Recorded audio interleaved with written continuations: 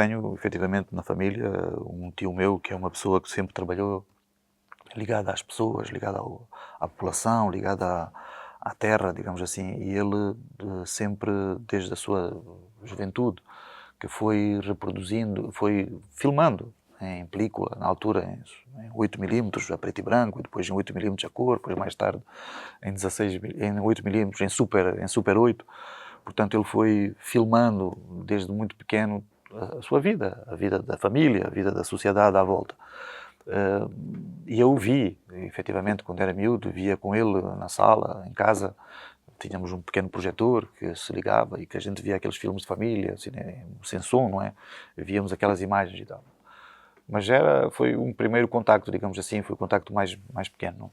Não tenho nenhuma memória de que isso poderá ter sido o clique ou uma coisa assim, mas mais tarde, efetivamente, eu comecei a desenvolver um gosto pela imagem. Com 12 anos, com 11 anos, tinha o meu próprio laboratório em casa, fazia fotografia fotofixa, na altura chamávamos fotografia a preto e branco.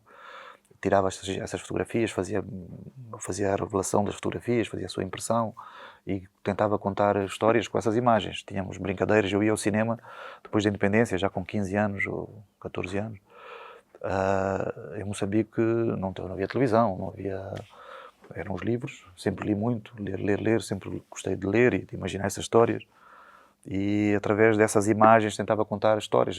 Na altura havia as revistas, como se chamavam? As fotonovelas, em que as fotografias eram justapostas, não é? Numa determinada ordem, como se fossem os livros. Havia os livros de quadradinhos. Esse foi o mundo que se foi criando à volta, não é? Dessa imagem, de contar história através destas fotografias ou dos desenhos. Depois tínhamos brincadeiras, íamos ao cinema, não podíamos entrar muitas vezes, havia aquele controle de idades, e tentávamos contar histórias através dos cartazes, porque havia, na altura, tínhamos os cartazes tinham fotos de cena, e não era só um. Hoje em dia temos um cartaz só que sai cá para fora.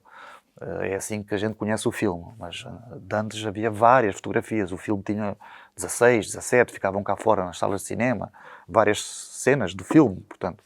E nós tentávamos contar a história descobrir a história. Não, este é o ator principal, tem este caso com aquela senhora, ou este é o polícia que vai andar atrás dele, ele vai ser apanhado aqui, este é o banco que eles assaltam, sei lá.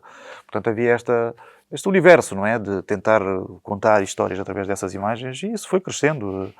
Fui fazendo fotografia, depois mais tarde, como eu disse antes, apareceu a televisão experimental, apareceram as câmaras de Betamax, as câmaras Betamax, as câmaras VHS. Eu filmava, mandava esse material e depois sozinho cortava o negativo, cortava uma fita magnética e montava em casa com fita cola, como se fosse, e montava vídeo. Dessa maneira, mandava os programas, quer dizer, as entrevistas que a gente fazia lá nessas camaritas de vídeo, mandava aqui para a TVE já editadas dessa maneira, cortando fita magnética e colando com fita cola. E elas passavam, eram exibidas assim. Primeiro, pronto. E tínhamos tinha em casa duas mesas, dois leitores de gravadores VHS com monitor, e fazíamos isso. Era um grupinho, 2 pessoas ou 3. Punha luz, fazia este setup, mas sem ter estudado, sem ter feito... Comecei assim a fazer imagem. E depois, mais tarde, quando sim, tive a oportunidade de começar a ler e a estudar um pouco mais e a trabalhar no Instituto de Cinema e o contacto com as pessoas, então começou-se a profissionalizar, digamos assim. Quando vim para cá, então a coisa ganhou essa forma de querer mesmo fazer produção e fazer cinema.